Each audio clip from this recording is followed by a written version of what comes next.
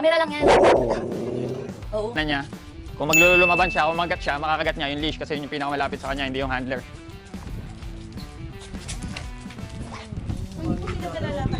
Oo. Hindi po sila nalalakad. Hindi, pinaka-exercise nila sa bahay, nagwawala. Naglalaro sila. Oo. Dalawa? Talaga?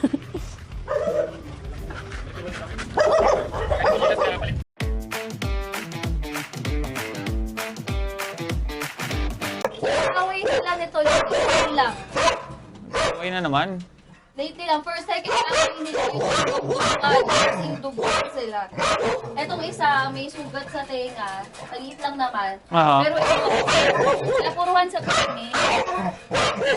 Medyo namagayon mo ko ito, pero Kailangan natin malaman kung ano nagtitrigger doon. Meron kasi nagtitrigger po doon eh. nung ano, ayaw nila kasing may hinahawakan ng isa lang. Para nagsasilusan sila. Siloso yung isa, ito. Si Baki, siloso talaga siya. Sino yung una? Kunyari, eto, hinimas nyo, nagagalit to.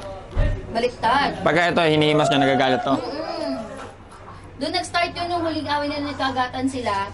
Hinawakan ko to. Tapos, nung tapos na siya, hinawakan ko to. Bigla itong sumugod. Una nagtititigan pa sila eh. Tapos biglang, ayun na. Tanggalin ba sa leash? Nakalish lang po. Okay. Palalabasin ko ba yung isa, coach? Nga po, palabas niyo po. Huwag kang magpakarga. Hawakan nyo po yun dulo ng leash. So yun, katulad nun, start na ng frustration yun eh. Kasi Nakita niya. nasa, oo. Kukorek natin yan muna. Sasawayin? Ah. Chopper! Wala. Siya. Hindi na siya sumusunod. Diba? Ayan, nagagalit siya. Hindi na siya Nafo-frustrate. sumusunod. Try nyo po yung saway na ganito. Luwagan nyo yung tali. Luwagan nyo. Ano ba? Yan. May Yan, unat. Nakaunat siya, di ba po? Ayan. Relax nyo ganyan. Bitawa mo, be. Luwagan mo. Abante po kayo. Abante Ikaw. nyo. Abante nyo. Hindi, be, bitawa mo para hindi, iluwagan mo para hindi siya nasasakal. Yan. Yan. Tapos ganun nyo. Yung tali, hindi na ang Ako. pitik. Papetek. Pagka nagwa-wine, ngayon, wag muna. Naka-relax lang eh. Pagka sinabi nyo no, tsaka nyo ganunin. Kailan? Isang no. Limasin nyo po. Ito. Yee! Harutin nyo. Yeah! Baki! Wala, abang harot na ito. Halika na, dali. Labas tayo. Halika, lalabas tayo, dali. Halika. No. Halika, dali. Lalabas tayo, dali. Halika, lalabas tayo, dali. Mahina. Pag ganun, pop, pababa. Yan. Nakita nyo? Oo, Nakita nyo, malumingon siya sa'yo. nag-ano? So, Ayun. good. Tawagin nyo to. Pabalik. No. Mas malakas. Mas malakas po. Good. Ay, sumusunod naman Good. pala. Ito wala. Te, pwede natin buksan to. Ito po. Kayo po mag-handle dito sa aso na to. Ayan, sabayin nyo din to. No. No, Baki. Sa. No. Ito kasi hila ka agad sa leeg niya eh. No. Be, baka. No. No. No. Sumasampaw. No. Baki, no, ah. Na, alisin nyo po yun dyan. Ulit. Be, baka ako, yun na. Chopper! Pasok! No. Chopper! No! Sige po. Relax lang, relax Ay, lang. la. Huwag po kayo magsalita. Huwag kayo magsalita. Chopper, pasok. Pasok! Chopper! Chopper! Pasok na, pasok. Pasok na. So yung ganun. Ano nyo ba yun? So yung ganung energy, yun yung iwasan nyo. Kasi yun yung lalo na nagana. Pagka na ganun, ito, sumunod ka sa leash. Kasi kahit anong resistance yung gawin mo, kahit anong laban yung gawin mo, pop, tatumbling ka lang.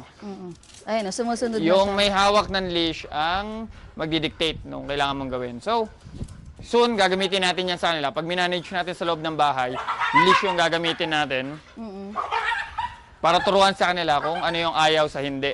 Okay. Nagwawala talaga si Chopper. Di talaga siya sanay.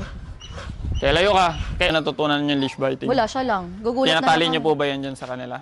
Hindi. Pagka pupuntang vet, nagugulat na lang kami nagbabite ng leash sa sasakyan. Oo. Nakaputol na siya ng leash dati. Kasi mukhang marunong na marunong na nakaputol yun. na. Alam niya paano puputulin, no? Marunong siya eh. No. Sagot yung kanina, simula din sinimula. Hawakan nila. Ngayon, meron na yung maliit na progress yan kasi nare-realize niya. walang sense.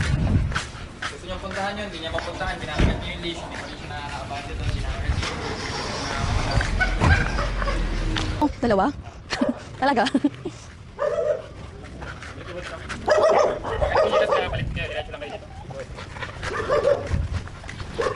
Parang dapat yung tatay ganito, ba't parang ako lang? Mas sa akin sila sumusunod, hindi talaga doon. Kahit anong palo doon, wala.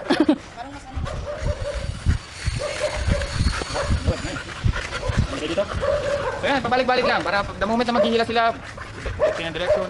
Mas maganda tig isang tali para makontrol nyo yung itch. Kasi hindi hihila lang.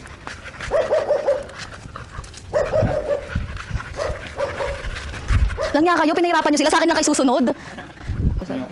Ngayon, dahil multiple dog sila at yung bond at yung relationship niyo inaayos, yun yung pack walk na sinasabi. Kasi sa pack walk, ikaw yung nasusunod. Sabay!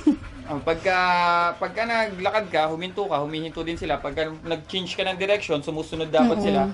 Walang point ng resistance dapat sa walk. So, hindi importante kung malibot nyo itong buong subdivision nyo. Basta Kahit ikot-ikot yun lang. Oo, basta ang goal nyo is pagka nagpupunta sila doon, Babalik. babalik sila. Or ang goal nyo is umabot yung point na hindi na sila nangihila, lagi na sila nakatingin doon sa handler. Okay. Ngayon, pag naabot nyo na yung point na yun, na lagi na sila nag-check sa inyo, ibig sabihin, meron na ikaw authority sa kanila. Pag may authority ka na sa kanila at pag nag-aaway sila dito, nasa position ka na para manaway sa kanila. Paano mo sila sasawayin? Siyempre, simulan mo muna na lagi sila nakalish. Napasok nyo sa loob. So, ito ba isa? Bakit hindi sila nag-aaway? Bakit hindi sila katulad kanina frustrated? Katulad nung bago yung nilabas? Kasi occupied na yung isip nila, pagod na yung isip nila eh. Ano ba yung ginawa natin? Yung walk? Saglit lang naman yung walk natin, Oo nga hindi naman eh. nakakapagod yun eh. Pero bakit pagod na pagod sila? Nalabas nila yung energy nila eh. Distance eh. Oo, Stress eh. oo. Sa pag-handle nyo ng dog nyo, I think dito hindi naman ganun kalala yung away nilang dalawa. Sadyang wala lang silang activity kasama nyo or productive na activity kasama nyo.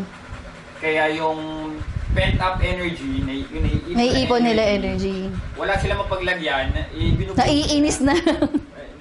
Iipon yung frustration, tapos pag nag-away sila, doon nila binubuhos. So, my recommendation is continue yung structured walk. Kahit isa-isa lang muna. Isa muna ang isang aso, tapos yung susunod, isa muna ang aso. Then, pagka ready na kayo, dalawa na. Parang yung kanina. Kami yung kanina. Okay.